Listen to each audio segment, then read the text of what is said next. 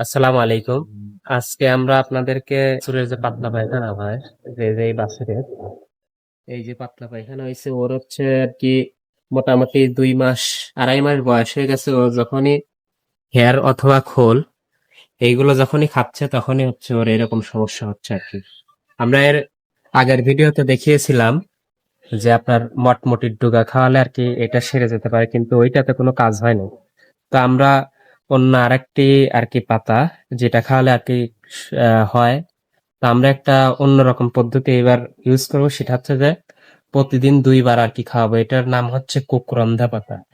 এটার গাছ কিরকম সেটা আমি আপনাদেরকে দেখাবো। তো চলুন আগে আপনাদেরকে গাছটি দেখাই। তো আমরা মূলত যেখান থেকে গাছটি পাইছি, এই যে আমাদের গোয়াল ঘর, এটা গোয়াল ঘরের ঠিক নিচে আর কি, এই যে গোরান, এই গোরানের নিচে এই যে আমাদের মানে বাম্পার গাছের সাইডেই এই গাছটি হয়েছে আর কি, দেখেন।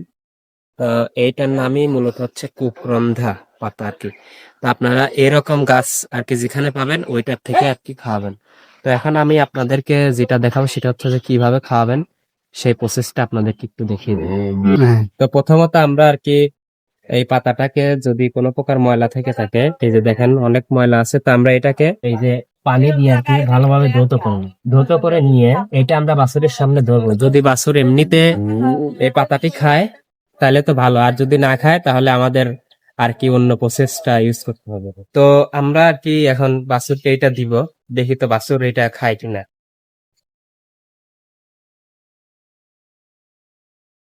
তো যেহেতু বাছুর এটা খাবে না, তো আমরা আর কি অন্য আর একটা পদ্ধতি এটা দেখাবো। তো আপনারা জাস্ট পাতাটাকে একটু করে নিবেন, এরকম নিয়ে তারপরে হচ্ছে লবণ, আপনারা পরিমাণ মতো লবণ দিয়ে দিবেন। তো আপনারা পরিমাণ মতো এই যে এতটুকু লবণ আমি দিয়ে দিচ্ছি, দিয়ে এটাকে আর কি ডলে নিব আর কি এরকম ভাবে, যাতে করে ওর আর কি গিলতে সমস্যা না হয়। এই সেই পরিমাণ ডলে নিবেন যাতে বাছুর এটাকে গিলে খেয়ে ফেলে। আর এই যে যে পানিটুকু আছে এইটুকু কিন্তু আপনারা এই গাছের সাথে এরকম ভাবে মিক্স করে তারপরে বাছুরকে এইভাবে ধরে আর কি এটা খাওয়াই দিবেন।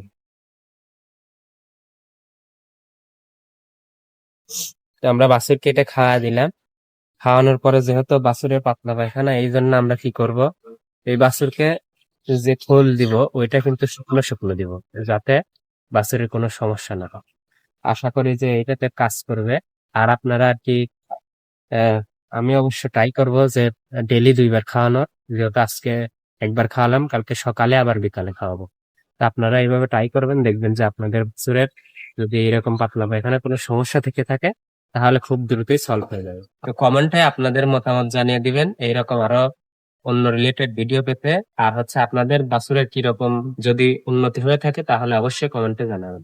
সকলে ভালো থাকবেন, সুস্থ থাকবেন। আর এইরকম ঘরোয়া চিকিৎসা যদি ভিডিও পেতে চান তাহলে সাবস্ক্রাইব করবেন।